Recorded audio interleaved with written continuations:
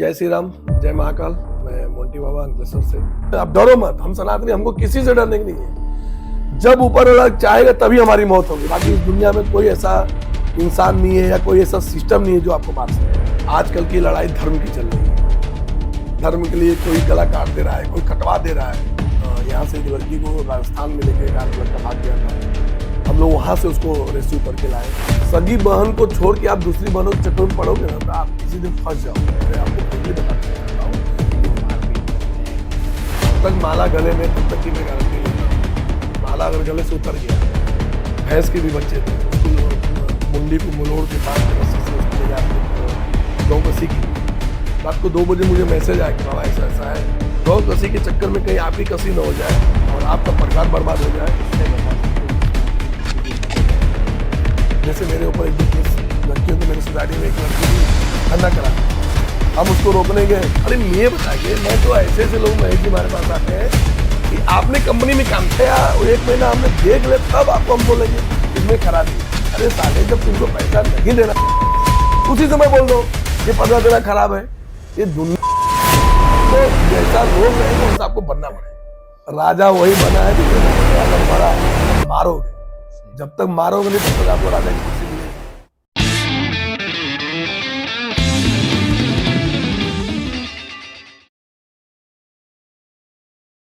Hello friends, स्वागत है आपका डिजिटल वाइब्स पॉडकास्ट में।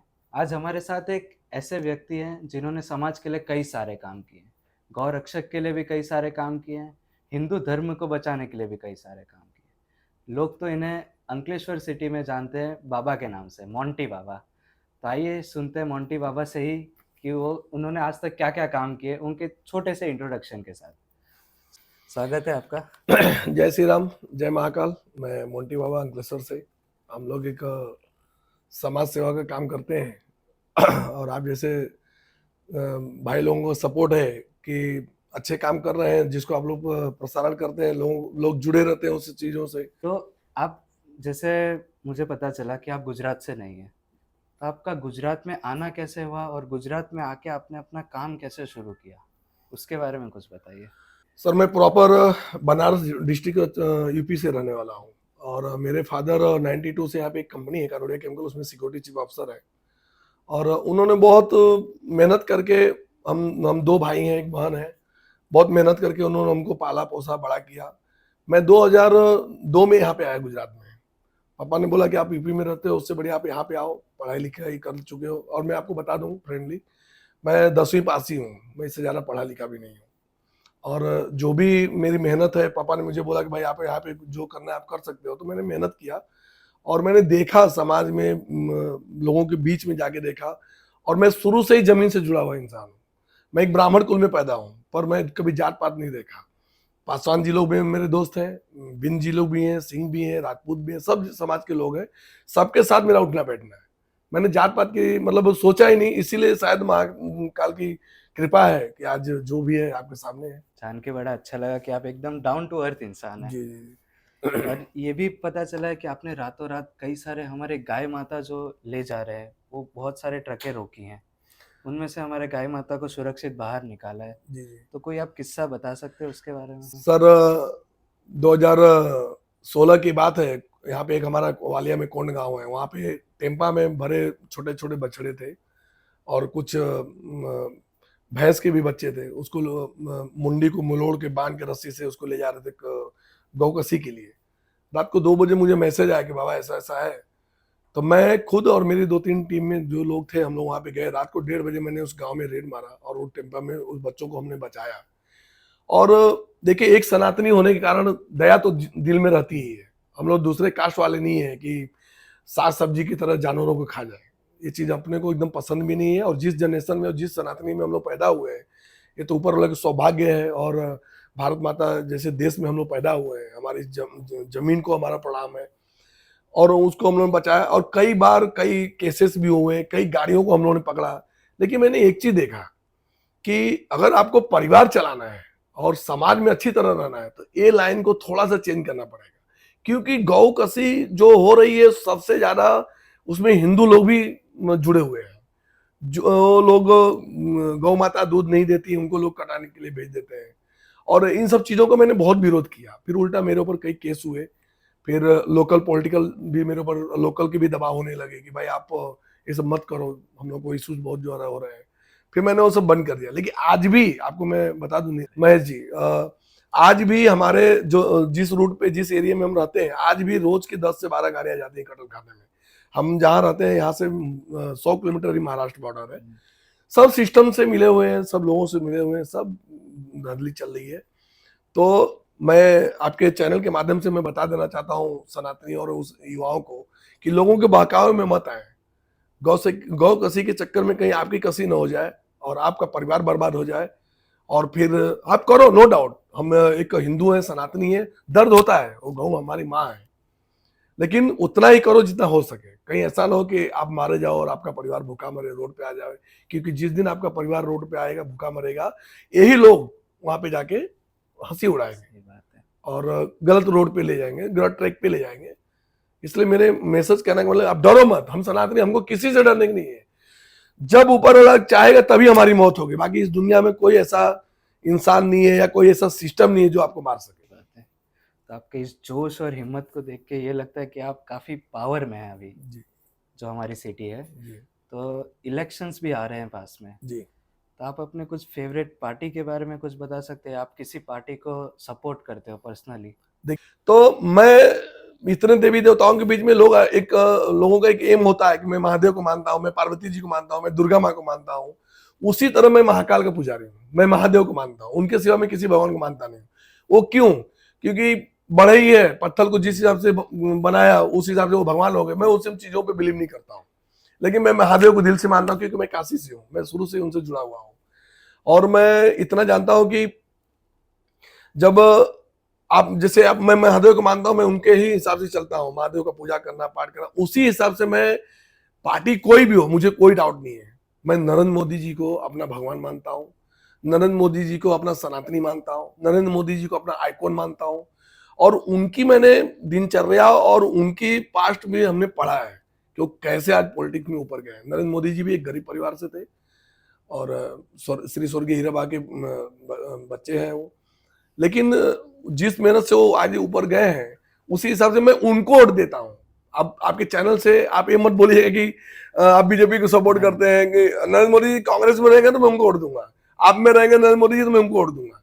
मैं खुल के बोलना चाहता हूं कि मैं सिर्फ नरेंद्र मोदी जी को वोट देता हूं और उनको देख के। और दूसरी बात, हमारे जो एमएलए ईश्वर भाई पटेल सर, मैं उनको भी अपना आइकॉन मानता हूँ।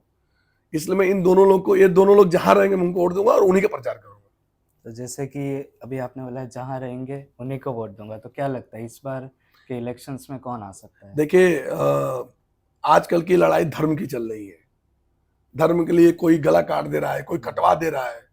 तो हमको भी देखिए, नो डाउट, हम बीजेपी को सपोर्ट करें या किसी भी पार्टी को सपोर्ट करें, ये हमारा मैटर है, लेकिन हम एक सनातनी है, ये भी हमको भूलना नहीं है।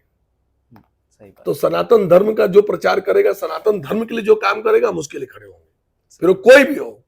आपको मैंने खुल के बता दिया। अब आपको जैसे जो समझना हो वो आपके तथ्य के ऊपर करना है। और ये भी हमें सुनने में आया कि आपने कई सारी लड़कियों को, कई सारी बेटियों को आपने शोषण होते हुए बचाया है, या उनके साथ कुछ? देखिए, मैंने तो बहुत लड़कियों का, हमारी बहन माताएं हैं। अभी हमारे 2 महीना पहले ही यहाँ से एक लड़की को राजस्थान में लेके एक लड़का भाग गया था।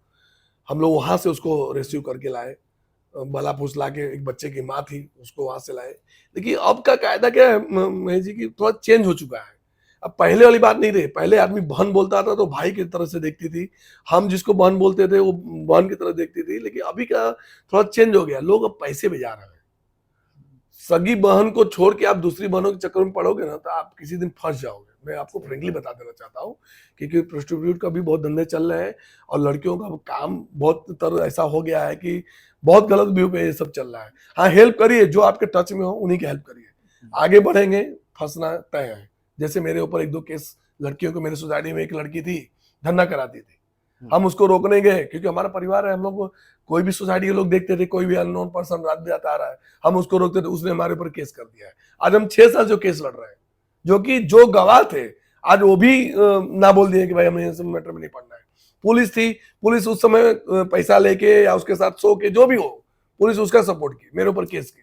आज मैं केस जीतने वाला हूँ, 1 ही 2 तारीख में मेरा रिजल्ट आ जाएगा। इसलिए मैं आपके चैनल के माध्यम से बताना चाहता हूँ कि सभी लड़कियों पे भरोसा करना आप लोग बंद कर दीजिए। जो अपनी घर की हो, अपने ब्लड रिलेटेड हो, उसके लिए कुछ करिए। बाकी ये जमाना पहले जैसा नहीं रहा। तो क्या आप कुछ कोई किस्से बता सकते हैं जिसमें आपने किसी की मदद की हो और वो आपने मतलब कोई आपके पास आया हो मदद मांगने जिनके साथ कुछ गलत हो रहा हो और जैसे समाज में? हमारे पास एक ऐसा केस आया था, एक लेडीज थी, अ, उसका पति एक्सीडेंट में मर गया था। तो उसके 2 देवर थे, जो उसका हस्बैंड था, उसके 2 भाई, देवर हमारे बिहार में देवर बोलते हैं, अब यहाँ पे क्या बोलते हैं नो डाउट मुझे पता नहीं। 2 देवर थे, उसके ससुर थे, वो तीनों लोग मिलके उसके साथ शोषण करते थे और सेक्सुअल हरासमेंट हमेशा करते थे।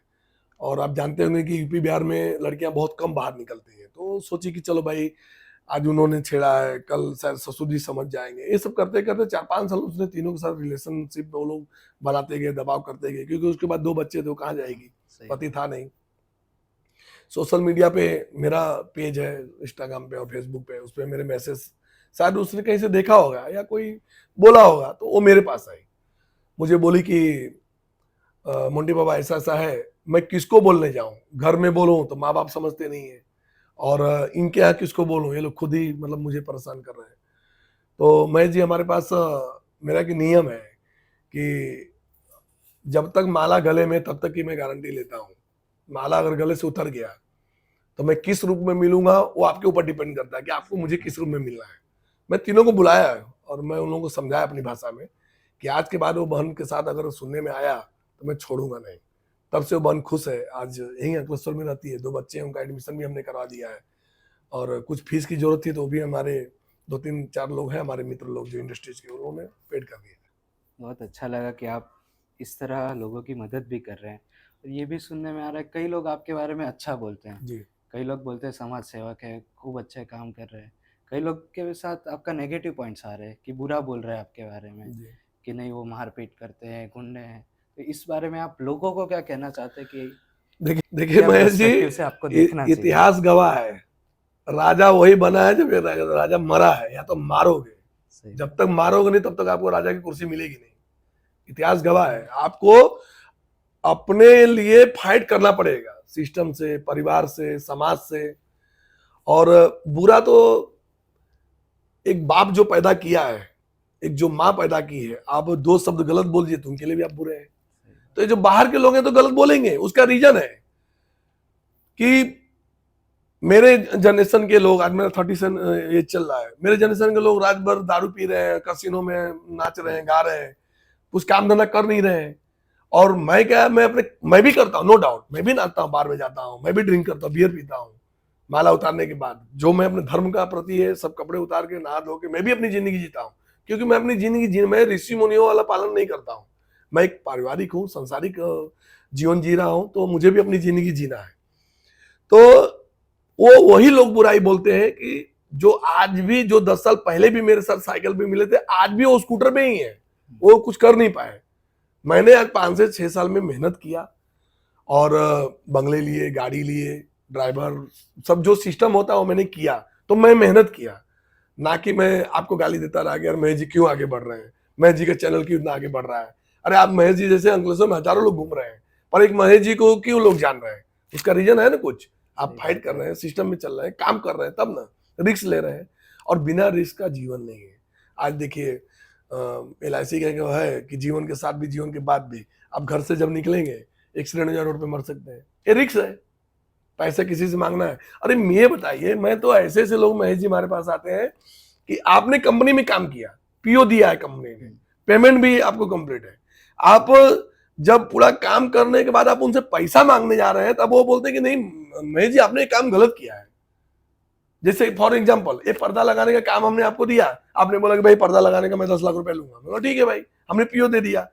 पर्दा जब तक लग गया, 1 महीना हमने देख ले, तब आपको हम बोलेंगे इसमें खराबी है। अरे तुमको पैसा नहीं देना है उसी समय बोल दो कि पर्दा तेरा खराब है। ये दुनिया ही आपको जैसा लोग रहेंगे वैसा आपको बनना पड़ेगा। और क्यों बनना पड़ेगा कि आप तो अपने घर की पैसा कैसी तरह किसी से लेके बिजनेस में डाल दिए पर्दा लगाने में, अब वो तो करोड़ों में खेल रहे हैं, उनको तो लोन करा के, आज हमारे ट्रेंड चल रहा है, लोन करवा रहे हैं, आग लगा दे रहे हैं, ब्लास्ट हो जा रहा है, लोन पास हो जा रहा है, फिर दूसरी कंपनी बन जा रही है। देखिए बहुत सा चल रहा है, सेम वही चीज है। अब आप तो रोड पे आ गए ना, आपका 10 लाख नहीं, आपका परिवार तो बिखर गया ना। अरे भाई, हर एक आदमी का रूटीन है। आप काम करोगे तो आपके बच्चों का परिवार चलेगा, स्कूल का फीस चलेगा, कॉलेज का चलेगा, लाइट बिल चलेगा, घर का हफ्ता चलेगा, गाड़ी का हफ्ता चलेगा। जब साला तुम पर्दे के पैसे वही नहीं दोगे तो हम कहाँ जाएंगे? तब वहां पे हथियार उठाना पड़ता है, या तुम मारो या तुम मरो। और ये हक की लड़ाई है, इसमें कोई चीज, उसके लिए आपको सिस्टम से लड़ना हो, जेल जाना हो, पीछे मत हटिए। अब डरोगे तो फिर वही गुलाम, जो पहले गुलाम थे, वही गुलामी में आपको रहना पड़ेगा। तो ये आपके इतने एक्सपीरियंस के बाद आप आज के यूथ को क्या मैसेज देना चाहते हैं? और अगर ये इंटरव्यू देखने के बाद किसी को ऐसा लगा कि नहीं, मुझे भी मोंटी बाबा जैसा बनना है या उनके साथ जुड़ के समाज सेवा करनी है, तो आप उनके लिए क्या कहना चाहते हैं? मैं यूथ को ये कहना चाहता हूँ, फर्स्ट काम, मैंने अभी वीडियो में मैंने आपको बोला कि मैं भी ड्रिंक करता हूँ, ड्रिंक मीन्स बियर पीता हूँ कभी कभी। और मैं, देखिए, मैं खुल के बोलने वाला आदमी हूँ। मैं आज बोलूंगा मैं कुछ करने, मैं सीताराम माला जपता हूँ, और कल जाके कोई आपको बोले तो आप मुझे गाली दोगे कि मंटी भाई आप तो बोल रहे थे ऐसा और ऐसा है। तो यूथ को मैं ये कहना चाहता हूँ कि आप सब कुछ करो, लेकिन सबसे पहले भगवान अपने माँ बाप। आप पहले अपने माँ बाप, यूथ को मैं देख रहा हूँ शादी होते ही साले माँ बाप को छोड़ दे रहे हैं। अरे भाई, शादी होने के बाद दूसरे घर की लड़की आके आपके उस माँ बाप को आप छोड़ दे रहे हो जिन्होंने उंगली पर करके आपको यहां तक लाया। बाकी आप यूपी में सड़ रहे होते, आज भी यूपी में लोग भीख मांग रहे हैं, 100 बीघा जमीन है, लोग भीख मांग रहे हैं। पर आप गुजरात में आके काम कर रहे हो, माँ बाप के आपको लाए हैं, तो दूसरे की लड़की के चक्कर में, अरे आपकी जवानी है, हट्टे कट्टे हो। अगर वो लड़की बोलती है कि माँ बाप को छोड़ो, उसको छोड़ के दूसरी शादी कर लो, पर माँ बाप को मत छोड़ो। मेरे ग्रुप में भी बहुत से लोग हैं अपने माँ बाप को तकलीफ देते हैं। मैं जी, मेरे को देखा नहीं जाता है, मैं चाहता हूँ इनको मारो 2-3 थप्पड़। उसका रीजन है कि हमारे सबसे बड़े भगवान वही है। आप माँ बाप की सेवा करो, और माँ बाप का काम है 40 साल के बाद गाली देना। जैसे वो गाली देते हैं, वो समझो अपना प्रसाद है। मेरे भी पिताजी गाली देते हैं, साला कुछ करता नहीं, दिन भर घूमता रहा। हमको कोई बात नहीं, नहीं करता हूँ, घर तो चल रहा है ना। जब आपको लगे कि नहीं लाइट बिल कट रहा है, तब समझ लेना कि मैं कुछ नहीं करता हूँ। लाइट बिल टाइम पे भर रहा है, गैस बिल भर रहा है ना। तो यूथ को मैं यही कहना चाहता हूँ कि आप अपने माँ बाप को फर्स्ट प्रायोरिटी दें। एक बाहर इनके चक्कर मत पड़ो, अपने माँ बाप को फर्स्ट प्रायोरिटी दो। हमारे लिए भगवान यही है, और ये खुश रहेंगे ना। ये छाया में बैठा हूँ, और इस समय जो टाइम हो रहा है, महादेव भी साक्षी है उज्जैन में, इस समय आरती भी उनकी हो रही होगी, 8:15 बजे उनकी आरती होती है, 9:15 बजे। तो ये साक्षी है कि कभी आपको झुकने नहीं देंगे, लेकिन माँ बाप को खुश रहो। उनको दुखी करोगे तो आपको बना बनाया घिस के चला जाएगा। सो फ्रेंड्स, आपने देखा है, ये थे हमारे अंकलेश्वर सिटी के एक फेमस पर्सनालिटी नहीं कह सकते, एक समाज सेवक, हम लोग समाज सेवी हैं भाई, हम लोग कोई बिजनेसमैन नहीं है। बिजनेसमैन नहीं, हाँ, समाज सेवक, समाज सेवी। हमारे मोंटी बाबा। और आगे ही ऐसे ही लोगों से मिलने के लिए बने रहे डिजिटल वाइब्स पॉडकास्ट के साथ।